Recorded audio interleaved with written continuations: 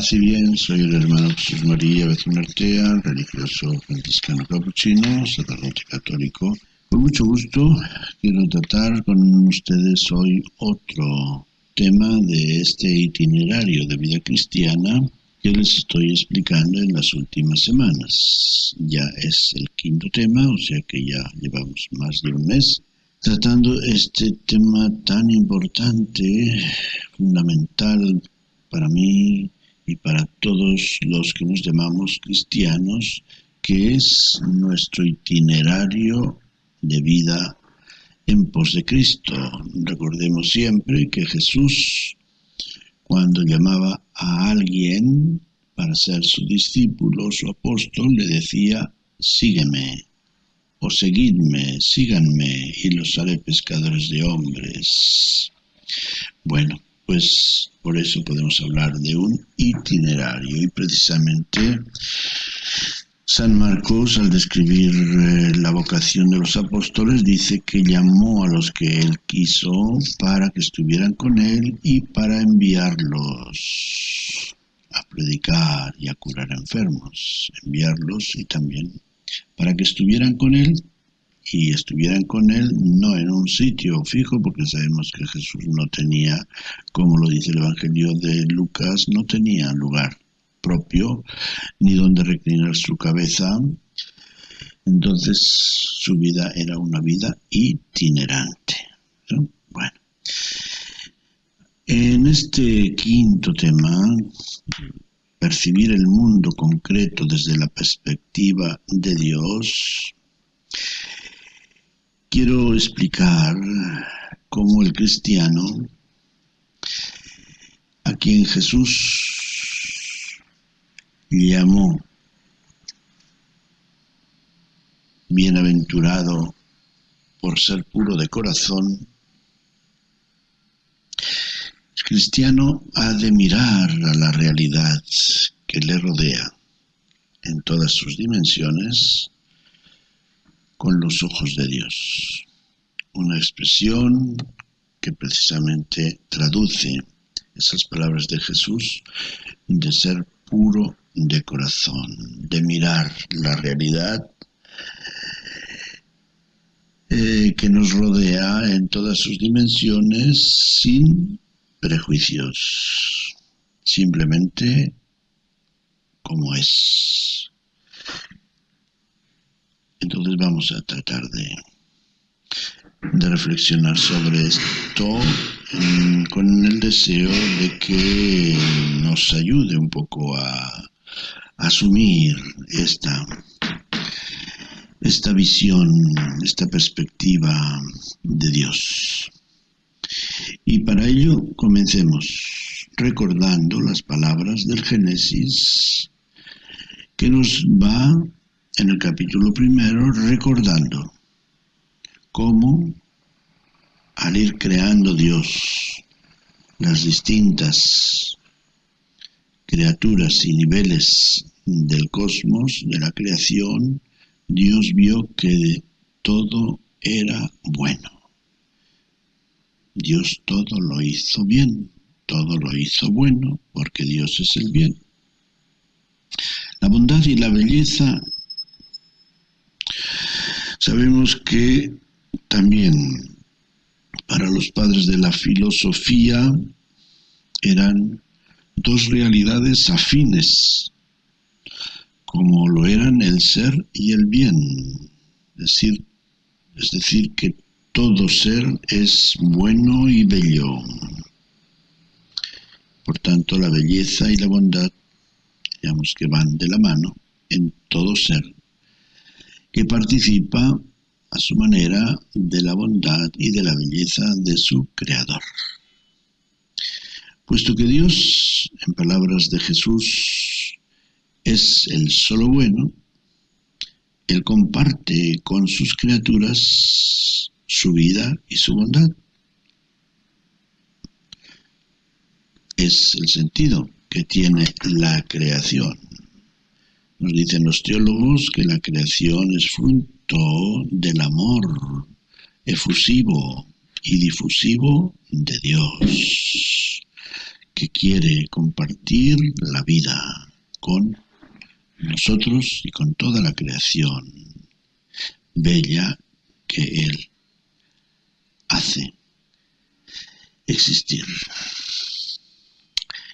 Este mundo concreto, como solemos referirnos a nuestro planeta Tierra, tiene varios niveles. Así lo vemos en el relato mismo de la creación, en el Génesis capítulo 1. Niveles que los resumimos en 4. El primero es el cosmos con sus astros, sus aguas y su tierra. Las aguas, dice este capítulo, las aguas superiores y las aguas inferiores. La tierra y los astros. Una realidad también inferior y superior. Luego el segundo nivel lo constituyen las plantas o mundo vegetal, con toda clase de alimentos y flores. Qué verdura, qué belleza, qué... Dicen que el color verde es el que más matices tiene. Cuando vemos desde una altura el monte, sobre todo en ciertas épocas del año, como el otoño, vemos tantas variedades del verde y tantas variedades de plantas, de árboles. Algo maravilloso, un jardín realmente. El tercer nivel es el de los animales que serpean y caminan sobre la tierra y los que se mueven en los aires y en los océanos, ¿no? Porque el mundo animal es tan rico que no está limitado a la tierra como el ser humano. El reino animal, de lo que comúnmente llamamos animales, abunda en la tierra, abunda en los aires y abunda en los océanos. Y el cuarto nivel es el ser humano. Hombre y mujer los creó, dice ese mismo capítulo del Génesis, a imagen y semejanza de Dios. Hombre y mujer los creó a imagen y semejanza de Dios. Cada uno de estos niveles tiene su fin, pero no es un fin de introversión, sino que es un fin compartido. Un fin con y para servicio de los demás. Así también lo podemos entender leyendo el relato de la creación en ese capítulo primero. Por ejemplo, al hombre Dios le da, dice. Dios le da a las plantas, los animales, etcétera, para que se sirva de ellos para sus necesidades, su alimentación, etcétera. Y finalmente, el ser humano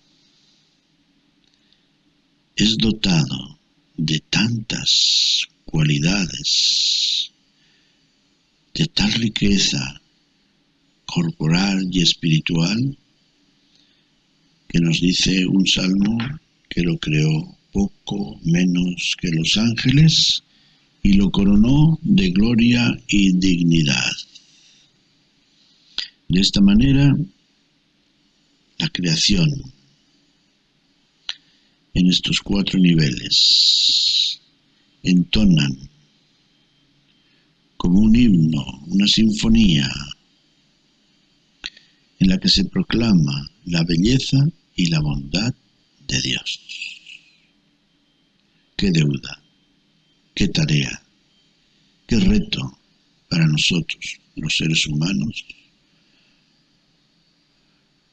que a través de la historia hemos maltratado tanto el cosmos, el mundo animal, el mundo vegetal, y lo seguimos haciendo. ¿Cuánto tenemos que reflexionar cada uno de nosotros sobre esta responsabilidad que Dios puso ante la raza humana, ante los seres humanos, de cuidar el cosmos? Si bien necesitamos del cosmos, del mundo animal y del mundo vegetal para mantener nuestra vida, sin embargo, en ese servirnos de ellos, por ningún concepto puede entrar el abusar de ellos. A partir de la creación del ser humano, comenzó otro capítulo muy importante en la historia, que fue el capítulo de las relaciones. Dios se relaciona con el ser humano y así nos lo dice el libro del Génesis, concretamente el capítulo 3, cómo Dios baja al paraíso y llama a Adán y Eva para conversar, para pasar un rato con ellos. Asimismo nos dice el capítulo 2 del Génesis, que nos da otro relato diferente de la creación, que Adán no se sentía así bien, como que le faltaba algo cuando Dios lo puso en el Edén, hasta que Dios le dio la gracia de tener una compañera, Eva, y entonces sí, exclamó: esta sí, con esta sí me siento en compañía, esta es carne de mi carne y hueso de mis huesos. Una expresión que enfatiza esa comunión indisoluble que tenemos hombres y mujeres. Esa relación en la cual ni los hombres ni las mujeres son menos ni más. Porque, recordando siempre lo que nos dice el capítulo 1, hagamos al ser humano, hombre y mujer, los creó. Hombre y mujer los creó.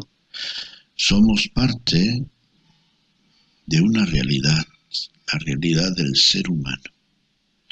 Bueno, pues vemos cómo después de la creación y de describir estas relaciones amistosas que Dios tiene con el ser humano y cómo ellos también, entre ellos, se relacionan amistosamente, pues bueno, luego vienen circunstancias lamentables, tristes, como es el pecado, la rebeldía de Adán y Eva contra Dios y la envidia de Caín, que le lleva a dar muerte a su hermano Abel, etcétera, etcétera. De tal manera que la historia de la humanidad se va a convertir en una historia de salvación. Una historia de salvación que va a comenzar con el anuncio y la promesa de la relación más admirable que podemos imaginar, la relación del Hijo de Dios, de la segunda persona de la Santísima Trinidad, que se hace uno de nosotros, que se encarna en nuestra condición humana, toma nuestra condición carnal humana, se hace uno de nosotros y se llamará Jesús, Jesús de Nazaret, nacido en una familia en la que él recibe la vida, el cariño de sus padres, y a su vez él corresponde con su obediencia y su buena conducta de hijo. Pero esta historia de salvación muy larga, no está contabilizada en la Biblia, solamente tenemos más o menos una idea a través de o a partir de la vocación de Abraham. Pero antes, el Génesis nos describe en 11 capítulos lo que se llama los tiempos prehistóricos, de los cuales pues no tenemos detalles, y lo que la Biblia nos cuenta pues son tradiciones orales que se iban pasando de generación en generación, de pueblo a pueblo.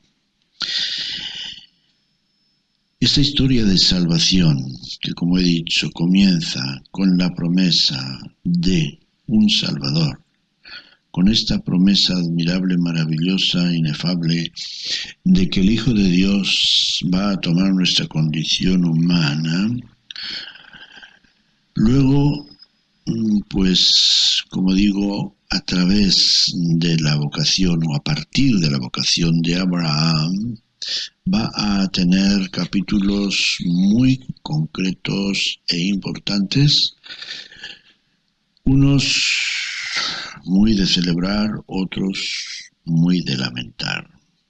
Es la historia de los patriarcas, la historia de los reyes, la historia de los profetas, la historia de los sabios y la historia del pueblo escogido en general,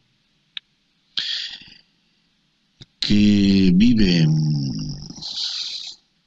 una vida religiosa, social, con sus muchos más y menos. De tal manera que,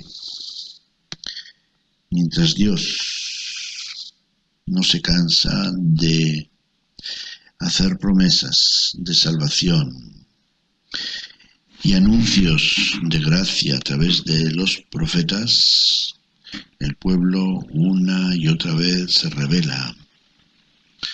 Se rebela contra el modo en que Dios va haciendo su historia, hasta que por fin va a llegar Jesús de Nazaret, el Hijo de Dios encarnado,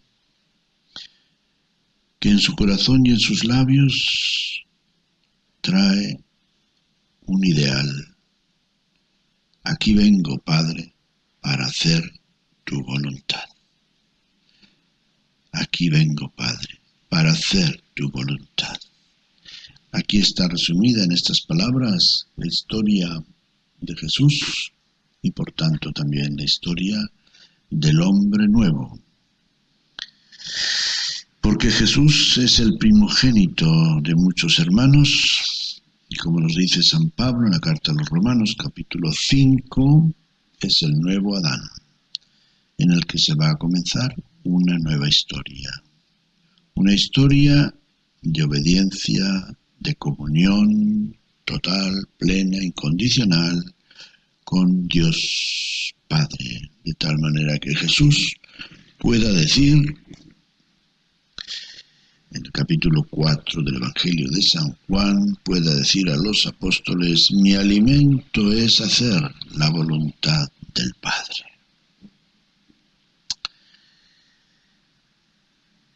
Bueno, pues diríamos que hasta aquí llega la descripción de este mundo maravilloso que Dios hace para nosotros, con una participación del ser humano bastante limitada y con mucho que deja mucho que desear, pero con este broche de oro que es la encarnación del Hijo de Dios, de la segunda persona de la Santísima Trinidad, en la persona de Jesús, que comienza una nueva historia.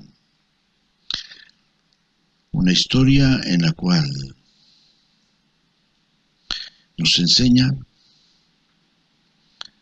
a vivir en comunión con Dios y, bueno, pues también con sus más y sus menos, quienes decidimos o tenemos la gracia de ser llamados a ser sus discípulos, nos comprometemos a vivir al estilo de Jesús y vivir nuestras relaciones con Dios, con el mundo, con nuestros semejantes, tal como Él las vivió. Relaciones de comunión. Esta palabra creo que es muy importante y resume las dos características que Jesús nos recomienda como herencia suya, que son la unidad y el amor. La unidad y el amor con nuestros hermanos, con nuestro prójimo, porque Dios es amor y Dios es unidad perfecta del Padre, del Hijo y del Espíritu Santo. En el Nuevo Testamento hay 3 himnos admirables que los encontramos en las cartas de San Pablo. Los estudiosos de la Biblia nos han dicho que no necesariamente los haya compuesto él. Puede ser que algunos de esos himnos estaban ya en las comunidades que él visitaba o que él evangelizó, o alguien de la comunidad los compuso. Son los 2 himnos de la carta a los Efesios y de la carta a los Colosenses, más el himno de la primera o del Evangelio de San Juan en el capítulo 1, versículo 1 al 18. Estos 3 himnos nos presentan no solamente a la persona de Jesús como la maravilla de la creación de Dios, sino también a la humanidad participando de esta maravillosa nueva creación. Por eso dice San Juan en este himno: a todos los que le recibieron les dio poder de hacerse hijos de Dios. La palabra se hizo carne y puso su morada entre nosotros, de manera que hemos contemplado su gloria, gloria que recibe del Padre como unigénito, lleno de gracia y de verdad. Lleno de gracia y de verdad. Pues de su plenitud hemos recibido todos gracia por gracia, porque la ley fue dada por medio de Moisés, pero la gracia y la verdad nos han llegado por Jesucristo. Gracia y verdad, gracia y verdad. Así como dijimos que Dios nos comparte a través de la creación la bondad y la belleza, Jesucristo trae a este mundo esa bondad hecha gracia y esa belleza hecha verdad. Una bondad y una belleza, podríamos decir, que se encarnan en la gracia y en la verdad. La gracia que supone el que Dios derrame sobre nosotros toda la riqueza de su vida, de su amor. Y la verdad, que es esa riqueza de valores y principios que guían nuestra vida, como guiaron la vida de Jesús, y que nos los ha dejado en los Evangelios. El segundo himno de la carta a los Efesios nos describe bellamente nuestra vocación cristiana, con unos colores maravillosos, diciendo que Dios nos ha destinado a ser sus hijos. Nos ha bendecido con toda clase de bienes espirituales y celestiales, que nos eligió antes de la creación del mundo para ser santos e inmaculados en su presencia, eligiéndonos de antemano para ser sus hijos adoptivos por medio de Jesucristo, según el beneplácito de su voluntad, para alabanza de la gloria de su gracia. ¿Cómo podemos ignorar estas maravillosas palabras de San Pablo? Capítulo 1 de la carta a los Efesios, versículo 3 al versículo 14. Y tenemos luego en la carta a los Colosenses también el capítulo 1, versículos 15 al 20, otro maravilloso himno en el cual se pone más de relieve la persona de Jesús. Porque al fin y al cabo, como les he dicho antes, Jesús es el primogénito, es el primero de esta nueva creación. Así nos lo dice él textualmente. Él es imagen de Dios invisible, primogénito de toda la creación, porque en él fueron creadas todas las cosas, en los cielos y en la tierra. Todo fue creado por él y para él.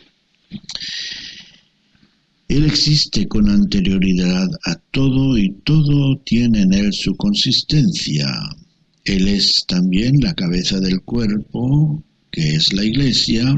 Él es el principio, es el primogénito de entre los muertos, para que sea el primero en todo, pues Dios tuvo a bien hacer residir en él toda la plenitud y reconciliar por él y para él todas las cosas. Sirva de aclaración el hacer referencia a esta palabra del primogénito de entre los muertos. Se refiere a que Jesús es el primogénito, es el primero que muere y resucita.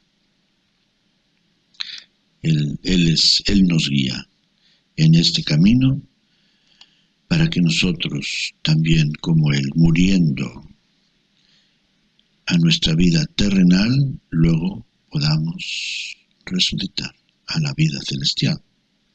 Él nos guía, Él es el primero, Él es la garantía de que sí, nuestra vida no termina aquí, de que la belleza de Dios no termina en este mundo, sino que se realiza y se manifiesta de una manera sublime, más allá de lo que podemos pensar e imaginar, en la vida eterna del cielo.